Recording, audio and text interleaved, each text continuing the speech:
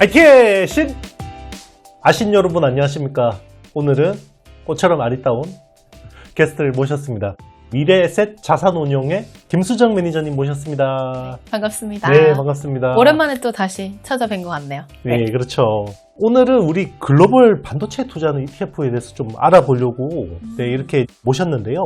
요즘 핫하죠? 네, 굉장히 핫합니다. 아무래도 요즘 미국 반도체 기업들이 굉장히 뉴스들이 많이 쏟아져 나오고 관련되는 기술도 계속 발표되다 보니까 미국 반도체에 투자하는 ETF들을 한번 소개해드리면 어떨까라는 생각이 들어서 찾아왔고, 제가 오늘 말씀드릴 ETF는 총 3가지긴 한데 좀 비슷한 맥락의 ETF들입니다. 첫 번째로는 이제 미국 반도체 지수에 투자하는 타이거 미국 필라델피아 반도체 나스닥 ETF고, 그 ETF를 레버리지한 ETF가 있기 때문에 그거 한 번 더 말씀을 드리고, 그 다음에 지난번에 와서 제가 말씀드렸던 타이거 글로벌 온디바이스 AI ETF도 업데이트 한번 드릴 겸 찾아뵙습니다.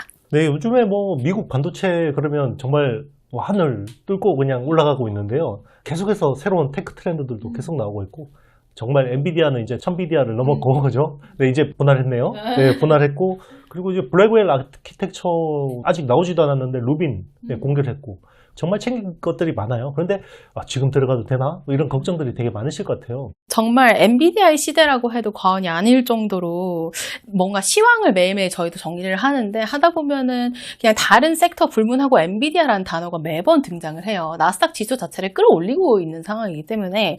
그래서 당연히 대표님이 여러 영상에서 말씀 주신 것처럼 엔비디아가 AI 학습 쪽에서는 이제 꾸준히 독보적인 위치를 이어나가겠죠. 액면 분할할 정도로 주가가 많이 올랐으니까. 근데 액면 분할을 할 정도로 주가가 많이 오르면 이제 투자자분들은 지금 들어가도 되나? 더 사도 되나? 너무 고평가된 거 아닌가라는 고민을 하실 수도 있을 것 같아요. 그래서 이제 엔비디아로 대변되는 이 AI 혁신은 사실은 엔비디아가 너무나도 주목을 받고 있지만 미국 반도체 산업 전반에 사실 수혜를 미치는 테마라고 봐주시면 되거든요. 그래서 그런 의미에서 미국 반도체 대표 지신 속스 지수를 추종하는 이제 타이거 미국 필라델피아 반도체 나스닥 ETF를 소개드리면 좋을 것 같습니다. 왜 제가 이 ETF를 가지고 나왔냐? 사실 상장한 지는 정말 오래됐습니다. 몇 년 됐는데, 그럼에도 불구하고 저희가 이 상품을 계속 투자자분들한테 더 어필을 하기 위해서 비중을 바꾸거나 편입 종목이나 이런 부분들을 손을 보거든요. 근데 미국 필라델피아 반도체 나스닥 ETF에 투자하시고 계셨던 분들이 약간 불만이 있으셨을 수도 있겠다 싶었던 게, 원래는 시가총이 제일 크더라도 그 비중 퍼센티지가 8%였는데 저희가 이제 엔비디아가 너무 많이 오르는데 이거를 이렇게 제한하는 게 맞냐, 대형주 위주의 장세가 이어질 가능성이 높지 않냐라고 생각을 해서 이제 상위 3개의 종목에 대해서는 캡이라고 하는데 12, 18 요렇게 저희가 바꿨습니다. 근데 이게 계속 유지되는 건 아니니까 예를 들어가지고 6월 3일 기준 지금 저희 포트폴리오에서 엔비디아의 비중은 16% 정도 되고요. 그래서 이제 이 지수를 나스닥에서 관리를 해요. 이제 지수 사안가 나스닥이니까 이제 저희가 나스닥한테 요청을 해서 협의를 해서 우리가 봤을 때 대형주 비중을 높이는 게 훨씬 더 미국 반도체를 잘 반영하는 거 아니냐라고 이제 협의를 해가지고 비중이 너무 높지도 않으면서도 대형주 이제 장세에서 소외되지 않을 정도의 적정한 비중을 저희가 찾아서 이렇게 조정을 했다라고 봐주시면 됩니다. 아무래도 이제 종목 투자 한 종목에 몰빵하시는 부분에 있어서 약간 부담스럽다 생각하시는 분들 입장에서는 좀 장기적으로 투자할 수 있는 상품이 아닌가 생각합니다. 네, 이게 제가 책도 썼지만 이 AI 혁명이라는 게 결국 되는 애들이 계속 되는 그렇죠. 1등이 정말 유리한 게임이기 때문에 지금 이 시장 트렌드에서는 굉장히 적절한 리밸런싱이 아닌가 생각이 들어요. 사실은 이제 반도체 투자하는 것도 좋아하지만 또 대한민국 그러면 우리 뜨거운 심장을 가진 민족 아닙니까? 사자의 심장. 맞습니다. 예, 사자의 심장인데 결국 이제 개별 종목으로 레버리지를 쓰기는 굉장히 부담스럽고 ETF를 가지고 레버리지를 쓸 수 있는 상품이 있다고 하는데. 네, 저희가 미국 반도체 상품에 대해서 레버리지 상품이 있어요. 이게 미국에 상장되어 있는 거는 3배짜리잖아요. 속셀 많이들 투자하시는 걸로 제가 알고 있는데 3배는 조금 과하지 않나라고 생각을 하신다면 이제 타이거 미국 필라델피아 반도체 이제 레버리지 같은 경우에는 2배 라고 봐주시면 되거든요. 그래서 일간 수익률의 2배를 추정합니다. 이게 약간 헷갈리시는 분들이 있는데 미국에 상장되어 있는 거는 환율 노출도가 1배죠. 근데 한국에 상장되어 있는 이거 필라델피아 반도체 레버리지 상품은 환율도 2배가 노출됩니다. 그럼 환율이 오르면 2배 오른다라고 봐주시면 돼요. 그래서 이거를 장기 시계열로 2010년부터 2023년 12월 31일까지 쫙 그려보면은 미국 필라델피아 반도체 지수는 한 1000% 정도 올라왔는데 엄청나지 않나요? 10배가 10배가 올랐는데 미국 필라델피아 반도체 레버리지 지수는 3,800%가 올랐습니다. 더 엄청나죠?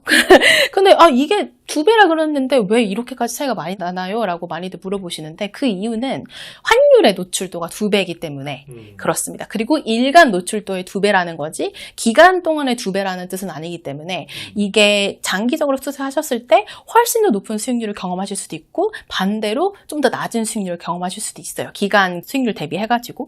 그래서 이제 미국에 투자하는 지수들에 대해서는 특히나 혁신성을 가지고 있는 반도체라던가 나스닥에 대해서는 저희가 레버리지 투자하는 것도 나쁘지 않을 것 같다. 왜냐면은 사실 여태까지 그렇게 장기 시계로 쭉 뽑아봤을 때 항상 우상향을 해왔던 지수들이기 때문에 레버리지 투자에 관심 있으시다면 관심을 가져볼 만한 상품이고 이게 제가 아까 전에 말씀드린 것처럼 속스엘 같은 경우에는 3배고 환율에 1배밖에 노출이 안 되는데 국내 상장되어 있는 타이거 미국 필라델피아 반도체 레버리지 같은 경우에는 환율 노출 2배가 된다는 점 이해해 주시면 좋겠고 미국은 3배, 우리나라는 2배. 그래서 3배가 조금 부담스럽다 하시는 분들은 이제 타이거 반도체 레버리지 상품에 투자하시면 좋을 것 같습니다. 혹시 이거보다 더 어떤 레버리지를 쓰는 상품이 있나요? 없습니다. 2배가 최대입니다. 네, 저희 하우스는. 네. 맞습니다. 혹시나 이제 투자하시는 분들 중에 미국 자산을 좀 이제 늘려야겠다. 그리고 미국 자산이 앞으로 좀 더 메리트가 있을 것 같다라고 생각하시는 분들은 이렇게 분할로 이런 ETF 좀 접근해 보시면 굉장히 좋을 것 같습니다. 그리고 이제 하반기 AI 트렌드의 핵심 키워드는 온 디바이스 AI죠. 애플이 WWDC에서 결국 애플 인텔리전스에 대해서 굉장히 많은 이야기를 했고 GPT-4o가 이제 결국 시리 위에 올라가는 거죠. 그리고 이제 퀄컴 스냅드래곤 X 엘리트도 이제 조만간 출시가 되는 거고 이 상품은 우리가 요 앞전에 한번 또 소개해 드린 적도 있었는데 또 맞아요. 네, 혹시나 또 모르시는 분들을 위해서 또 업데이트된 내용들 좀 중심으로 설명 부탁드리겠습니다. 네, 일단은 타이거 글로벌 온디바이스 AI ETF입니다.